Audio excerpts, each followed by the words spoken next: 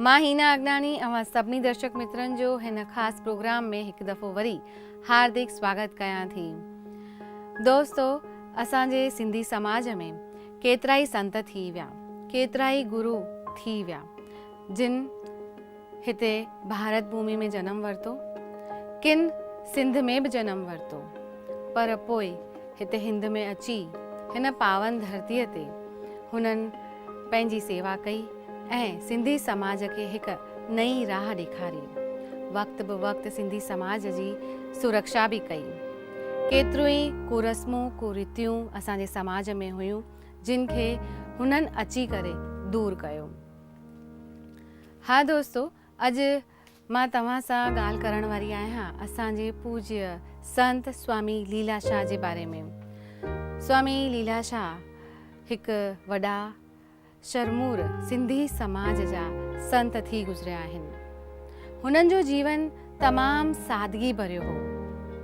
हुननि कॾहिं बि वॾाई न कई, हुननि कॾहिं बि ॾेखाव न कयो ऐं कॾहिं बि हुननि पंहिंजो प्रचार न कयो। मुंहिंजे ख़्याल खां इन करे बि हुननि जो कयल कार्य, हुननि जी कयल सेवा, हुननि जा ॾिनल उपदेश अॼु बि असांजे समाज में माण्हुनि खे ख़बर कोन्हे। बसि इन्हीअ जे लाइ अॼु मां हिते पंहिंजे स्टूडियो में नींड ॾिनी आहे श्री हीरानंद कृष्णानीअ खे। श्री हीरानंद कृष्णानी जेके स्वामी लीलाशाह सेवा ट्रस्ट हलाईंदा आहिनि। वक़्त बि वक़्तु भारत भर में जुदा जुदा शहरनि में समूह लगन कराईंदा आहिनि। पंहिंजे सिंधी समाज जे होशियार विद्यार्थियुनि खे इनाम ॾींदा आहिनि। जेकॾहिं के विद्यार्थी होशियार आहिनि पर उन्हनि जी फाइनेंशियली हालति ठीकु कोन्हे त उन्हनि खे हू मदद बि कंदा आहिनि ऐं प्रेरित कंदा आहिनि अॻियां पढ़ण जे लाइ। यानी ॿी तरह सां चइजे त हू हिकु सिंधियत जा शेदाई आहिनि ऐं पंहिंजे समाज जी उन्नतीअ जे लाइ हू हरदम कार्य कंदा रहंदा आहिनि। तव्हांजो असांजे हिन मंच ते हार्दिक स्वागत आहे। धन्यवाद। हाणे असां स्वामी लीलाशाह जे बारे में ही जेको टॉपिक आहे उनजी शुरूआत कयूं। मां तव्हां खां पुछणु चाहींदसि त असांजे संत स्वामी लीलाशाह जो जनम किथे थियो हो? स्वामी लीलाशाह महाराज जो जनम हैदराबाद ज़िले जे टंडेबाग में, टंडेबाग तालुके में थियो। उन्हनि जी जनम जो ॾींहुं फगण 23 तारीख़ 1937 संवत ऐं सन 1980 हुन में थियो। हुनजी माता जो नालो हेमीबाई हो, पिता जो नालो टोपणदास हो। हुननि नंढपण खां वठी पंहिंजी रुचि जेका आहे ईश्वर प्रति ॾेखारी हुई। परिवार खे इहे ॻाल्हियूं घटि पसंदि ईंदियूं हुयूं, पर हुननि पंहिंजे उन भावनाउनि खे बिल्कुलु पाण सां जोड़े रखियो ऐं हमेशह सुठे नमूने ई वो भारत भ्रमण लाइ निकिरी विया। उन्हनि खे गुरु केशवानंद जी जो बेटो थियो, उन्हनि खे उन्हनि पंहिंजे गुरु पद ते स्थापियो। उन्हनि खां पोइ उन्हनि भारत जे हर जॻह ते पंहिंजो भ्रमण कयो, जंगलनि में वञी करे तपस्या कई। उन्हनि में केतिरा ई स्थल अहिड़ा आहिनि जेके अॼु बि उन्हनि शहरनि जा माण्हू स्वामी लीलाशाह खे पंहिंजा गुरु मञीनि था, जेके असां सिंधी न हूंदे बि उन्हनि खे जाम मञीनि था। मां हाणे नैनीताल आश्रम ते वियुसि। नैनीताल आश्रम हिकु पहाड़ ते आहे जेका ज़मीन खां लॻभॻि 1.5 किलोमीटर जी ऊचाई ते आहे। उन सॼी एरिया जा माण्हू पंहिंजे ॿारनि जी शादी कराए उनजी छेड़ाछेड़ी छोड़ण लाइ करे स्वामी लीलाशाह जे उन मंदर ते ईंदा आहिनि, उन जॻह ते ईंदा आहिनि जिते स्वामी जिन तपस्या कई हुई। उन जंगल जी एरिया में बि जेके जड़ी बूटी उन्हनि जी दवाऊं उन्हनि ठाहे करे उन्हनि सॼे एरिया में फ्री पंहिंजे हथनि सां ई उन्हनि जी शेवा कई। अॼु उहे माण्हू उन्हनि खे दिलि सां यादि कनि था पिया। साईं जिन जा मेला हर जॻह ते लॻंदा रहनि था। स्वामी लीलाशाह जे जीवन जा 3 उद्देश्य जेके असांखे मिलिया आहिनि, उन्हनि मां पहिरियों आहे जीवन जो विद्यादान, ॿियों आहे कन्यादान ऐं टियों आहे अन्नदान। स्वामी लीलाशाह सेवा ट्रस्ट तरफ़ां असां हिननि टिनी कार्यनि खे हमेशह ध्यान में रखी करे हर ॻाल्हि जो आयोजन कयो आहे। समूह लगन जी प्रथा स्वामी लीलाशाह जिन पंहिंजे जीवन में अवारनवार सिंधी समाज जे अॻियां रखी। उन्हनि जी हयातीअ में हिकु बि समूह लगन थी न सघियो, पर उहा प्रेरणा जेका आहे उहा असांजे दिलि में जिंदह रही हुई। जी उनजो अमल 20/1975 खां वठी शुरू थियो। अॼु ताईं मूंखे ईअं हो त असां सिंधी समाज में जेको आहे समूह लगन आयोजन करण में असांखां ॿियूं समाजूं अॻियां आहिनि, पर किन पेपरनि, गुजरात समाचार, संदेश वग़ैरह लेखन में अचण खां पोइ ईअं लॻे थो त उहे असांखां काफ़ी पुठियां आहिनि। जी सिंधी समाज इन में बि अॻियां आहे।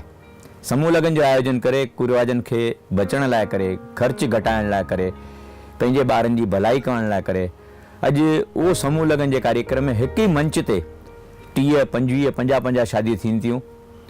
जाम ख़र्च हर के माण्हू जो बचे थो पियो। हर परिवार खे अॼु दिलि सां उन न्याणियुनि खे उहो मिले थो पियो उतां, गॾु साईं जी आशीर्वाद मिले थी। जी हूअं बि अॼु जी महांगाई जे ज़माने में ई समूह लगन जी प्रथा आहे उनखे प्रेरित करण ई जुग आहे, छो जो देखा देखी जे ज़माने में तमामु घणा माण्हू शादियुनि में फालतू ख़र्च करे पैसो उॾाए था छॾनि।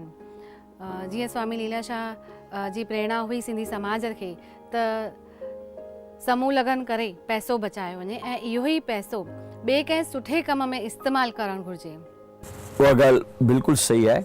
अॼु सिंधी समाज उन ते सुठे नमूने हर शहर में अमल करे रहियो आहे। जुदा जुदा शहरनि में समूह लगन थियनि था। अॼु हिकु ई मंच ते हेतिरा ॿार शादी कनि था, 2000 माण्हू, 4000 माण्हू उते अची करे उन जो आनंद वठनि था, उन समूह लगन जो। उन्हनि ॿारनि खे आशीर्वाद ॾियनि था, उन्हनि न्याणियुनि खे आशीर्वाद ॾियनि था, त उहा सफलता जो जस जेको आहे स्वामी लीलाशाह महाराज खे आहे। सिंधी समाज जो योग गुरु बि हुआ। हा, इहा बि मां ॻाल्हि ॿुधी हुई त स्वामी लीलाशाह जन योग तमामु घणो सुठो कंदा हुआ ऐं सेखारींदा बि हुआ। त उन्हनि योग जी शिक्षा किथां वरिती हुआ, तव्हांखे ॼाण आहे? योग जी शिक्षा उन्हनि खे जेका आहे पंहिंजे गुरु तरफ़ां ई मिली हुई, जी पर उन्हनि खे वधीक लाइट में, ज़ाहिर में आणण वारा स्वामी लीलाशाह जिन महाराज हुआ।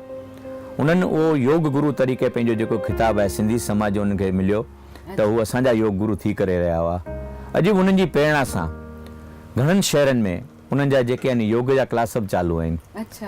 पर हिकु नंढे पैमाने ते उनखे असांखे जेकॾहिं विस्तारित करणो त असांखे मिली करे हिकु संप थी करे उनखे सुठे नमूने, जीअं असां समूह लगन खे हाईलाइट करियूं था पिया, त असां हिन ॻाल्हि खे बि, योग खे बि जेको हाईलाइट करियूं, हिन युग जो टेंशन मुक्त रहण लाइ करे योग बि ज़रूरी आहे। जीअं वधि में वधि माण्हू तंदुरुस्त रहनि मेंटली ऐं फिज़िकली, त अॼोकी जेके तनाव भरी स्थिति आहे उन में योग जी तमामु घणी महिमा आहे।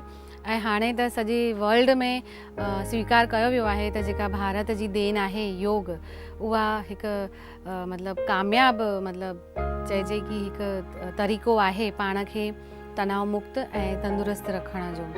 बिल्कुलु सही ॻाल्हि आहे तव्हांजी इहा। त उन ज़माने में ई हुननि मतिलबु योग शुरू कई हुई, उहा असांजे सिंधी समाज लाइ तमामु घणी वॾी फ़ख़ुर जी ॻाल्हि आहे। हुननि जी ॿी ॻाल्हि हुई विद्यादान। जी असांजे समाज में उन समय ते जंहिं टाइम ते स्वामी लीलाशाह जिन जनम वरितो, उन्हनि जेका पंहिंजी प्रेरणा ॾिनी, उन टाइम ते असांजा न्याणियूं त ख़ासि करे स्कूल में वेंदियूं ई न हुयूं। बराबरि आहे। हुननि कन्यादान खे एतिरो, कन्या विद्या खे, न्याणी खे पाण लाइ करे हर जॻह ते कन्या विद्यालय जो आयोजन कयो। अलॻि अलॻि शहरनि में उहे क़ाइमु कया स्कूल, जंहिंमें ख़ाली न्याणियूं वधीक पढ़ी सघनि। ॿार त पढ़ंदा ई हुआ, पर न्याणियूं वधीक में वधीक असांजी पढ़ी सघनि, उन्हनि जो उन्हनि हर शहर में प्रचार बि कयो पंहिंजे तरफ़ां। ऐं अॼु सिंधी समाज में असीं फ़ख़्र सां चऊं था त हुननि जी उहा जेका ॻाल्हि आहे उनखे असां तमामु सुठे नमूने अॻियां खणी करे अॼु असांजी न्याणियूं जेके आहिनि असां गर्व सां चई सघूं था त तमामु अॻियां आहिनि हर क्षेत्र में। उन्हनि जी उन वक़्तु हिकु दूरांदेशी हुई त जेकॾहिं न्याणियूं पढ़ंदियूं त ई असांजे समाज जो उद्धार थींदो, तरक़ी थींदी। छो जो परिवार में हिकु पढ़ियल लिखियल स्त्रीअ जी जे करे सॼो परिवार पढ़े थो ऐं हिकु सुधरियल समाज जी नींव इन सां ई असां रखे सघूं था। उहा दृष्टि हुननि उन वक़्तु ई मतिलबु उन्हनि वटि हुई। इहा दृष्टि हुननि जी इहा सोच जेका आहे जाम अॻु खां हुई, पर उनखे अमल में असां हाणे धीरे धीरे आणियूं पिया। ऐं असांखे फ़ख़्र सां चऊं था असां त असांजे हर कार्यक्रम में न्याणियूं हमेशह अॻियां रहनि थियूं, पढ़ाई में, एजुकेशन में, हेल्थ में, हर ॻाल्हि में। हू पंहिंजे परिवार खे एतिरो जोड़े वेठियूं आहिनि, जंहिंजे लाइ असांजे लाइ उहा गर्व जी ॻाल्हि आहे। शायदि बि कंहिं समाज में अहिड़ो घटि ई ॾिसणु मिलंदो जेतिरो असांजी सिंधी समाज में न्याणियुनि लाइ करे आहे। असां उन लाइ करे स्वामी लीलाशाह जिन जा शुक्रगुज़ार आहियूं त उन्हनि उहा प्रेरणा असांखे ॾिनी ऐं हर ॻाल्हि में असांखे जोड़े रखियो, कुरवाजनि खां परे रखियो, पढ़ाई लाइ अॻियां वधायो। ख़ूब प्रेरणा उन्हनि जी जेका आहे, उन्हनि जा आश्रम जेके आहिनि जॻह जॻह ते आहिनि। उहो ई मां तव्हां खां हींअर सुवाल पुछण पे चाहियो त तव्हां ते स्वामी लीलाशाह जो हेतिरो असरु कीअं मतिलबु पैदा थियो, उन्हनि में विश्वास तव्हांजो कीअं पैदा थियो? हुननि जी ज़िंदह मुलाक़ात, सत्संगी मुलाक़ात जेके चइजे, सिर्फ़ु 2 दफ़ा ई मुंहिंजे नसीब में हुई। जी। उन टाइम ते मुंहिंजी उमिरि बिल्कुलु नंढी हुई, पर उहे जेका उन्हनि जा 2 वचन जेके हुआ उहे मुंहिंजे अंतर में समाइजी विया। मां जीअं जीअं जवाबदारी महसूसु कंदो हुयुसि ऐं उन्हनि 3 वचननि ते मां क़ाइमु रहियुसि। उन्हनि जा 2 वचन जेके आहिनि अॼु असां सेवा ट्रस्ट स्वामी लीलाशाह सेवा ट्रस्ट तरफ़ां हिते पूरो अमल में आणियूं था पिया। कन्यादान आहे, विद्यादान आहे, अन्नदान आहे। अवारनवार असांजे कैंप में इहे ॻाल्हियूं थींदियूं रहंदियूं आहिनि। असां पढ़ाई लाइ बि सॼी समाज लाइ हेल्पफुल आहियूं। पंहिंजी दिलि सां कोशिशि करे रहिया आहियूं त असांजी समाज जा ज़रूरतमंद ॿार जिन खे असां थी सघे एतिरी हेल्प करियूं पढ़ाई लाइ करे। जीअं असां हाणे 4-5 ॿारनि खे गोद खयो आहे पढ़ाई लाइ करे, जेके असांजा ब्रिलियंट ॿार आहिनि, जिन खे पंहिंजा माइट पढ़ाए नथा सघनि, उन्हनि जी आर्थिक पोजीशन आहे कान उन पढ़ाई लाइ करे, उन्हनि खे असां गोद खयो आहे। उन मां शायदि हिकु नियाणी हिन साल असांजी CA थींदी ऐं सुठी मार्कुनि सां, ऐं वॾी घर जी ॻाल्हि आहे त नियाणी आहे।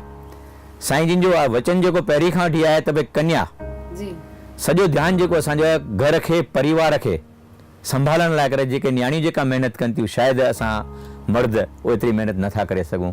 त हुननि जी दुरंदर्शी जेका आहे अॼु बि असांजे साम्हूं ई रही आहे। जीअं त तव्हां ॿुधायो त स्वामी लीलाशाह जन पूरे भारत भर में भ्रमण कयो हो, त उन्हनि जा हिन वक़्तु किथे किथे आश्रम आहिनि? असांजो साईं जिन जो पहिरियों आश्रम जेको आहे सो नैनीताल में, जिते साईं जिन तपस्या कई हुई, हुन भूमीअ ते अथव।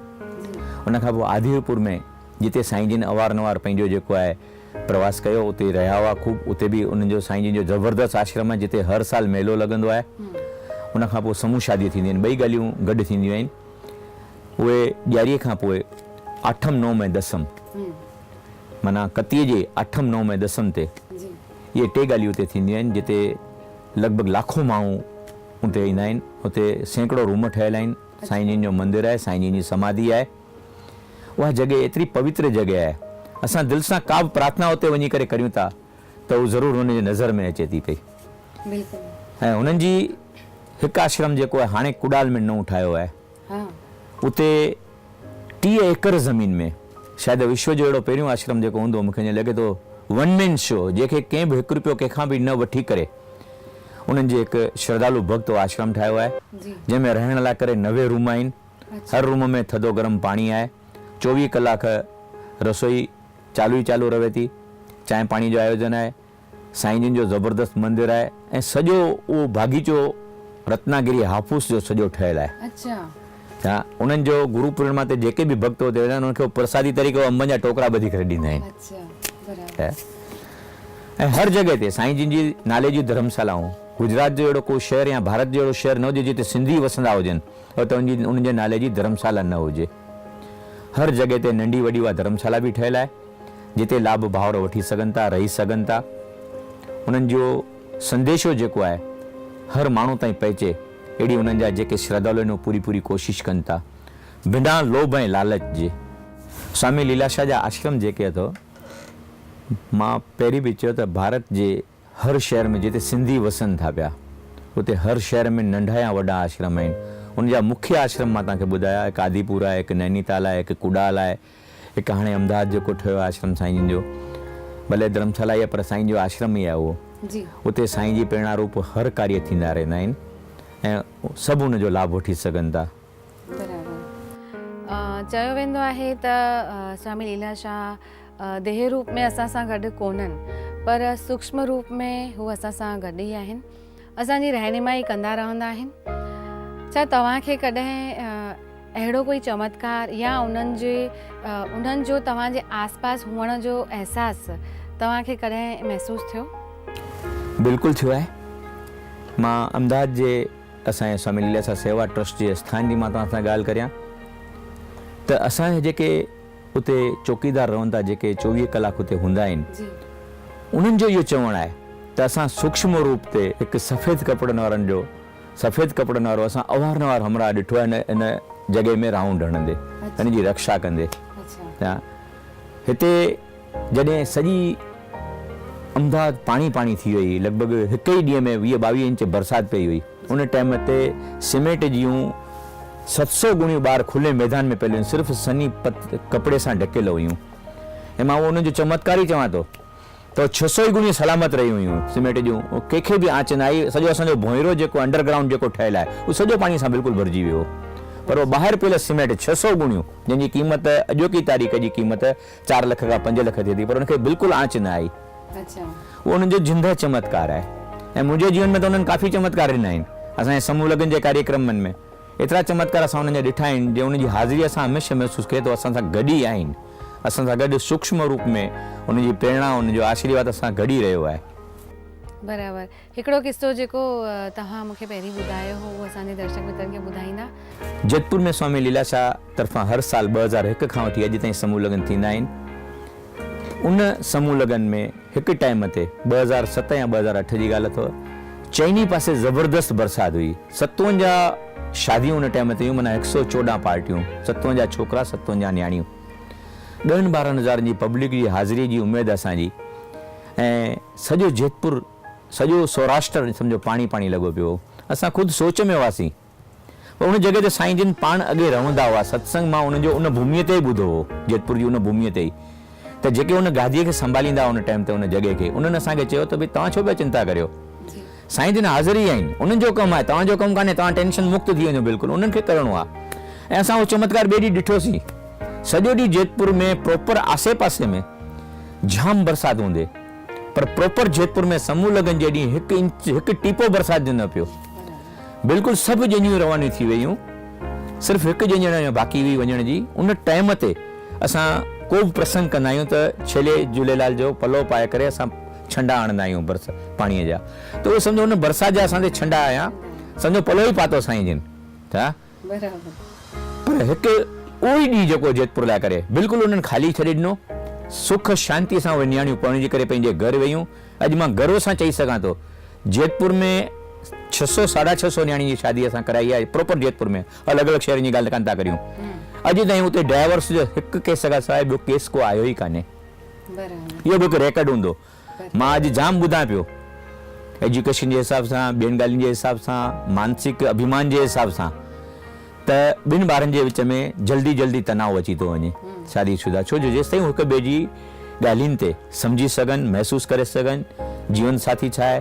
पर हीअ जॻह असांखे अहिड़ी महसूसु मिली आहे त जंहिंमें 550 मां हिकु ॿार, त उहा उन्हनि जो चमत्कार आहे। ऐं को बि कार्य मां चवंदो आहियां तव्हां अंतर सां करियो, दिलि सां करियो, त उनजी आशीर्वाद हमेशह असां ते रहंदी आहे। जीअं त मां स्वामी लीलाशाह जे बारे में पढ़ियो आहे त हू आदिपुर खे पंहिंजी कर्म भूमि मञींदा हुआ, पर जॾहिं अंत समय उन्हनि जो नज़दीक आयो तॾहिं हुननि पाण इच्छा ज़ाहिर कई त मूंखे पालनपुर में देह त्याग करणो आहे। त इन जे बारे में कुझु असांजे दर्शकनि खे ॿुधाईंदा। साईं जिन स्वामी लीलाशाह महाराज पालनपुर डीसा उन टुकड़े में जिते असांजा सिंधी भाउर तमामु वधीक संख्या में आहिनि ऐं साईं जिन खे खूब मञींदा आहिनि, अॼु बि साईं जिन खे खूब मञीनि था। अहिड़ा बि परिवार उते आहिनि जिन जो हाईली एजुकेशन, मां हिकु हिकु परिवार में 5-5 डॉक्टर ॾिठा आहिनि, 5-5 वकील ॾिठा आहिनि, हिकु हिकु परिवार में। साईं जिन उते एतिरो रही करे पंहिंजो भई विद्यादान जो जेको महत्व उन्हनि खे जेको सम्झायो आहे। तंहिंखां पोइ व्यसन मुक्ति, जेको साईं जिन जो हिकु उद्देश्य उहो बि हो, व्यसन मुक्ति, मदिरा पान, मांस मच्छी जो त्याग, उन्हनि जो जेको व्यसन मुक्ति जो अभियान हो, उनखे जेतिरो बि मां गर्व सां चवां थो, जेतिरो असांजे पालनपुर वारनि या असांजे डीसा वारनि या उन एरिया जा जेके ॿिया बि आहिनि उन्हनि जेतिरो अपनायो आहे, शायदि सॼे हिंदुस्तान में ॿियनि थोरो उनखां घटि ई अपनायो हूंदो। त उन्हनि ते असांखे इन करे गर्व आहे। ऐं साईं जिन जी छा इन करे उन एरिया ते वधीक रहंदी हुई त एजुकेशन ऐं व्यसन मुक्ति, ॿ ॻाल्हियूं जेके उन्हनि उते ॾिठियूं वधीक में वधीक, त उन्हनि जी भावना हुई त मां हिन भूमीअ ते पंहिंजो देह त्याग करियां। बराबरि आहे। ऐं उन्हनि जा उहा वाणी जेका आहे उन्हनि पंहिंजे जीवन जी, उहो त सच करे ॾेखारी।